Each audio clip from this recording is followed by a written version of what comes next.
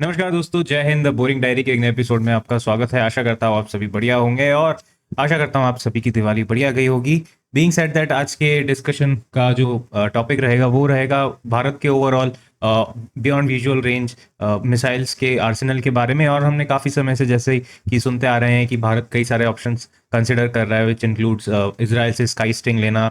कई news channels का ये भी कहना था कि R-37 मिसाइल जो कि रशिया बनाता है वो हम कंसिडर कर सकते हैं। तो उसी के अराउंड आज का डिस्कशन रहेगा। हम ये एनालाइज करने की कोशिश करेंगे कि कौन सी मिसाइल्स हो सकता है भारत के लिए फिलहाल एक बैंडेड सॉल्यूशन के लिए अच्छी रहे। और हम आगे बढ़ते हुए अस्त्र मिसाइल की जो सीरीज आ रही है, यानी कि मार्क 1, मार्क 2 और मार्क 3, स्पेशली मार्क 2 और मार्क 3, उसके अराउंड थोड़ा सा डिस्कशन करेंगे और पूरा जानेंगे और समझेंगे कि इस पूरे डिस्कशन का कॉन्टेक्स्ट क्या है, राइट स्टार्टिंग फ्रॉम 2019 के पुलवामा के हमले एंड उसके बाद अगेन पहलगाम में जो अनफॉर्चुनेट इंसिडेंट हुआ। सो बीइंग सेड दैट, आज का वीडियो शुरू करते हैं। और वीडियो में आगे बढ़ने से पहले आप चैनल को प्लीज़ सब्सक्राइब करें, वीडियो को लाइक करें, वीडियो को शेयर करें। और आपके वीडियो शेयर और लाइक करने से हमें बहुत मोटिवेशन मिलती है ऐसे इन्फॉर्मेटिव वीडियोस बनाने के लिए। तो आशा करता हूँ आपको ये वीडियो अच्छा लगेगा। स्टार्टिंग अगर हम इस पूरे डिस्कशन के अराउंड जो चीज़ें हुई, तो हम कॉन्टेक्स्ट को अगर समझें तो ये जो डिस्कशन आई हमारे बियॉन्ड विजुअल रेंज के मिसाइल आर्सेनल के अपग्रेडेशन को लेके, सो इसकी डिस्कशन शुरू हुई ऑपरेशन सिंदूर के बाद। एंड इसके बाद जो हमने उस ऑपरेशन सिंदूर के पहले दिन हमने जो देखा, जो पाकिस्तान की एयरफोर्स से पहला जो जवाबी कार्रवाई आई, तो वहाँ पे हमारे जो एयरफोर्स के बड़े ऑफिशियल्स हैं और जितने भी ओवरऑल मीडिया रिपोर्टिंग हुई है बेस्ड ऑन वेरियस कॉन्फ्रेंसेज और इंटरव्यूज ऑफ CDS, तो वहाँ पे एक चीज़ हमको समझ में आती है कि हमको डे 1 पे कुछ हद तक एक चैलेंज फेस करने को मिला था हमारे एयर टू एयर सिचुएशन में। हालांकि वो moving on to day 2, 3 and 4, यानी कि 7 के बाद जो 8, 9, 10 का एंगेजमेंट था, 10 तारीख आते आते पाकिस्तानी एयरफोर्स बिल्कुल ऑलमोस्ट अपने एक्शन से गायब हो गई थी, एकदम एब्सेंट थी। एंड बीइंग सेड दैट, हमने एक प्रॉपर SEAD और DEAD अचीव कर लिया था टू ग्रेट एक्सटेंट। और इसी का कारण था कि हमने उनके जितने भी अराउंड 30 टारगेट्स और 11 air bases, prime air bases को हमने सक्सेसफुली टारगेट किया। बट ये जो क्वेश्चन मार्क अभी उठ रहा है वो डे 1 का जो एंगेजमेंट होता है उसके अराउंड होता है। और हमने वहाँ देखा कि वहाँ पे हमने SEAD और DEAD मिशंस नहीं किए। वो क्यों नहीं किए, वो भी अपने आप में एक बहुत बड़ा सवाल है। और ये सवाल एयरफोर्स की कैपेबिलिटी पे नहीं है, सवाल उन पे है जो eight the end of the day ये पूरा देश संभालते हैं। तो सरकार पे ये सवाल है कि क्यों SEAD और DEAD मिशंस के लिए गो हेड नहीं दिया गया। हालांकि डे 8 और डे 9 पे SEAD और DEAD मिशंस फाइनली किए गए on starting from Lahore. But moving ahead, हमारा फोकस आज सिर्फ डे 1 पे है। और वहाँ पे हमने देखा कि PL-15 ने काफ़ी हद तक हमको एक चैलेंज किया। अब थोड़ी सी हमें डिफ़िकल्ट सिचुएशंस दी एंड हमको कुछ हद तक कुछ PL-15 हमको इंटैक्ट हालत में मिला। और जिसको कि कई न्यूज़ आर्टिकल्स बता रहे हैं, जिसको कि स्टडी करके अस्त्रा मार्क 2 का जो नेक्स्ट वेरिएंट है, नॉट मार्क 3 बट अस्त्रा मार्क 2 का इम्प्रूव्ड वेरिएंट, उसमें इनकॉर्पोरेट किया जा रहा है। But moving away from that, अगर हम PL-15 को अगर देखें कि क्या ये मिसाइल जो एक प्रीमियम मिसाइल्स में आता है in from the Chinese technology perspective, एक बहुत ही हाई रेंज का beyond visual range missile with an AESA seeker and with good electronic counter measures. But कितना गुड, वो हमने देखा कि अगर PL-15 ऑलमोस्ट इंटैक्ट हालत में भारत के बॉर्डर्स के अंदर मिल रहा है, यानी कि उसने अपने जिस टारगेट पे वो लॉन्च हुआ था उसको उसने हिट नहीं किया। एंड मोस्ट प्रोबेबली उसका जो उसको जैम करके उसको इतनी दूर तक भगाया गया कि eventually it ran out of fuel.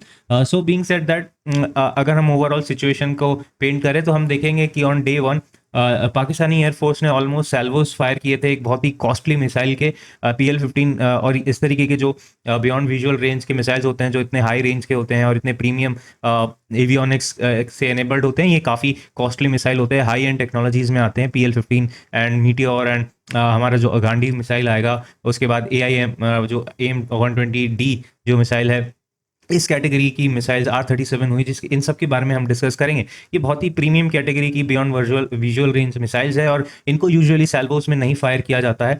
But Pakistan being Pakistan, the great people they are, उन्होंने इतने महंगे मिसाइल्स को सैल्वोस में फायर किया, जिसकी वजह से हमें थोड़ी डिफिकल्टीज डे 1 में हुई। एंड इस तरीके की chaotic सिचुएशन, हमारी एक आदत है, हम सोचते हैं सामने वाला भी बहुत ही प्रोफेशनली एंगेज करेगा, but being said that these guys, Pakistanis कभी प्रोफेशनल थे नहीं ऐसा जितने, बट एनीवेज, सो इस तरीके की सैल्वो टैक्टिक्स से थोड़ी परेशानी देखने को मिली। एंड आई एम अज्यूमिंग कि एक बहुत ही सैल्वो टैक्टिक्स रही होगी, क्योंकि जिस हिसाब से हमारे बॉर्डर्स के अंदर इनके इंटैक्ट पीसेस मिले हैं, सो वो उससे यही लगता है कि ये जो चीज़ थी PL-15 को सैल्वोज में फायर करना, इसने थोड़ा हमको इश्यूज दिए हैं। बीइंग सेड दैट, अगर हम आगे बढ़े थोड़ा सा इस डिस्कशन में, कि जो फर्दर एक और जो कॉन्टेक्स्ट अस्त्रा मिसाइल जो का जो Mark 1 का डेवलपमेंट था, उसमें ज़्यादा तेज़ी 2019 के पोस्ट बालाकोट एंगेजमेंट के बाद आई, जहाँ पे हमने देखा कि AIM 120C5, I think C variant था, but I don't know C5 था कि दूसरा कोई था, बट AIM 120C का जो बियॉन्ड विजुअल रेंज एंगेजमेंट था, वो बियॉन्ड विजुअल रेंज मिसाइल था, वो पाकिस्तान ने भारत के खिलाफ यूज़ किया था। सो उसके बाद से हमने देखा कि अस्त्रा मिसाइल की डेवलपमेंट अच्छी से आगे बढ़ी। एंड विथ कमिंग टू 2025, इस बार की एंगेजमेंट से हमको एक बात समझ में आई कि ऑपरेशन सिंदूर के दौरान दोनों जो मिलिट्रीज थे, उन्होंने ये बोला कि कोई भी एयरफोर्स एक दूसरे के एयर स्पेस में क्रॉस नहीं की थी। इसका मतलब ये था कि दोनों के सरफेस टू एयर मिसाइल्स और दोनों के BVRs इतने केपेबल थे कि दोनों साइड्स को अपने अपने साइड में रहना पड़ा, इनफैक्ट अपने बॉर्डर से बहुत दूर रहना पड़ा। So that brings us to the point कि we are officially in a era जहाँ पे हम close combat मिसाइल्स तो छोड़ो, हम 100-110 किलोमीटर्स के BVR के बियॉन्ड हम चीज़ें देख रहे हैं। And air forces are looking for very long ranges BVR missile in the category of Meteor. और एटलीस्ट ये दुनिया में कहीं और सिमिलर केस हो ना हो, बट हम जो भारत है वो इस तरीके की सिचुएशन में अब आ गया कि हमें 110 किलोमीटर्स के BVR मिसाइल्स तो चाहिए ही सही, but we also need something that can touch 200 and beyond mark. और जब हम 200 एंड बियॉन्ड मार्क के BVR मिसाइल्स की बात कर रहे हैं, तब उस केस में जो मिसाइल रहता है वो आपका सिर्फ फाइटर जेट को काउंटर करने में काम नहीं आता। ये एक बहुत इंपॉर्टेंट मिसाइल हो जाते हैं टू काउंटर एनिमी के बहुत कीमती एसेट, जैसे कि AWACS, AWCs एंड रिफ्यूलर्स। तो उस केस में ये मिसाइल्स आपके लिए बहुत इंपॉर्टेंट हो जाते हैं। सो बीइंग सेड दैट, अगर हम और ध्यान से देखें कि इस तरीके के मिसाइल्स जो नेक्स्ट वर्जन है PL-15 का, वो चाइना भी डेवलप कर रहा है, जिसे PL-17 और फर्दर डेवलपमेंट एक और जो वेरिएंट है, जो PL-21 भी कहते हैं। So these kind of missiles are being developed. और इनसे भी और ज़्यादा इंपॉर्टेंट जो पार्ट होता है इन मिसाइल्स का बियॉन्ड विजुअल रेंज का, जो यूजुअली लोग इग्नोर कर देते हैं, दैट इज कि इनका कम्युनिकेशंस अपने हैंडलर के साथ, यानी कि जिस फाइटर जेट ने उसको लॉन्च किया है, और जो दूसरे एसेट्स हैं आपके, उनके साथ किस तरीके का है। सो फॉर एग्जांपल, अगर हम अस्त्रा की बात करें, अस्त्रा Mark 1 या फिर कोई भी हाई एंड आपका जो मिसाइल होता है, उसमें एक 2-वे data link capability, networking capability रहती है। यानी कि आप फाइटर जेट A लॉन्च करता है मिसाइल को, और फाइटर जेट B या फिर आपका कोई AWAC उस मिसाइल को गाइड करता है टुवर्ड्स द टारगेट। और कई, अगर हम ऑपरेशन सिंदूर के दौरान इसके रेफरेंस की बात करें, तो कई सारे न्यूज़ चैनल, हालांकि मुझे नहीं पता कि ऑलमोस्ट साउंड्स वेरी फेक कि PL-15 को एक JF-17 या J-10 से लॉन्च करके एक पाकिस्तानी AWAC के थ्रू उसको गाइड किया गया था। That sounds very foolish. अगर आप उसके मैक्सिमम रेंजेस और आपके हेड ऑन चेज और टेल चेज रेंजेस को मैप करें, तो इट साउंड्स रिडिकुलस। बट एक बार को हम ये मान भी लेते हैं कि इस तरीके का सिचुएशन हुआ भी हो, इट रिमेन्स वेरी इंपॉर्टेंट कि हमारे पास ऐसे 2-वे डेटा लिंक टाइप की मिसाइल्स रहे। सो बीइंग सेड दैट, हमारे पास ये एक्चुअली है, अस्त्रा Mark 1 is capable of being handled by multiple assets. और इससे आपको सबसे बड़ा फ़ायदा क्या होता है कि एक बार जिस फाइटर जेट ने लॉन्च किया है उसको आपके सामने वाले के रडार के रेंज में आने की ज़रूरत नहीं पड़ती है। अदरवाइज़ अगर जो पुराना मेथड था, जो सिंगल वे डेटा लिंक था, कि जहाँ पे आपको जो भी आपका मिसाइल है उसको फाइटर जो लॉन्च किया है जिस फाइटर जेट ने, जिस प्लेटफॉर्म ने, उसी को उसको टुवर्ड्स द टारगेट गाइड करना पड़ता था। और उस मूवमेंट में क्या होता था कि उसको अपने टारगेट के रडार के रेंज में आना पड़ता था। सो वो एक काफ़ी चैलेंजिंग सिचुएशन हो जाती थी। बट इन केस में जहाँ पे two way data link capabilities आपके पास है, इट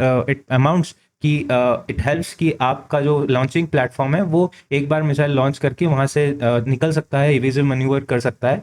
बट जो आपका फर्दर गाइडेंस है, जो मिड कोर्स गाइडेंस है, वो आपका दूसरा प्लेटफॉर्म कर सकता है। एंड जो टर्मिनल आपका गाइडेंस है, सो वो उसके इन जो आपका इनबिल्ट सीकर है वो कर सकता है। अब सीकर की बात करें, इसमें इंपॉर्टेंट होता है कि आज की तारीख में जो सबसे एडवांस टेक्नोलॉजी है वो एईएसए रेडार्स है। और एईएसए रेडार्स में भी जो सबसे एडवांस टेक्नोलॉजी है वो गैलियम नाइट्राइड रेडार्स है।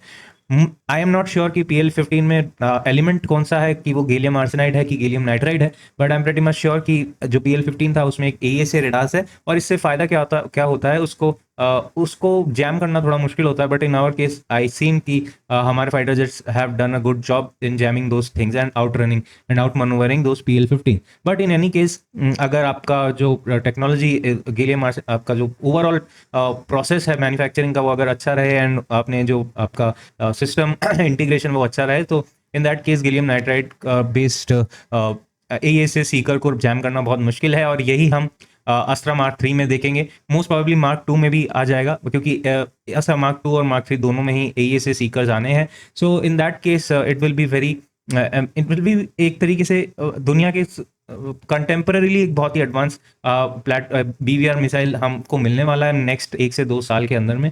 सो that is one thing. Now coming to the fact कि जो इतने न्यूज़ चल के आ रहे हैं कि हमको इमीडिएटली क्या लेना चाहिए, हमको R-37 लेना चाहिए, स्काई स्टिंग लेना चाहिए, और भी ये दो ऑप्शंस सुनने में ज़्यादा आ रहे हैं। सो अब देखिए, स्काई स्टिंग जो है वो एक नया मिसाइल है, अभी तक पूरी तरह डेवलप भी नहीं हुआ है। सो हालांकि इसका जो रेंज बढ़ाया गया है, या फिर जो आपका जनरली आप अगर देखेंगे कि 200 से 250 किलोमीटर या 300 किलोमीटर में जो टेक्नोलॉजीज यूज़ होती है वो आपका डक्टेड फ्यूल रैमजेट होता है। But in case of sky sting ये आपका